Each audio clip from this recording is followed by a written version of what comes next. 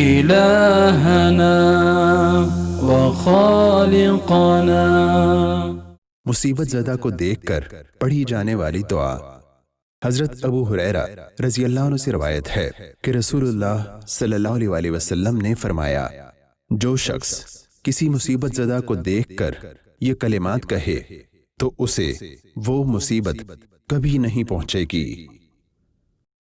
الحمد للہ الذی عافانی مما ابتلاک به وفضلنی علی کثیر ممن خلق تفضیلا۔ سب تعریفیں اللہ ہی کے لیے ہیں جس نے مجھے اس سے عافیت دی جس میں تجھے مبتلا کیا اور مجھے اپنی بہت سی مخلوقات پر فضیلت بخشی۔ فاهدنا سبل السلام۔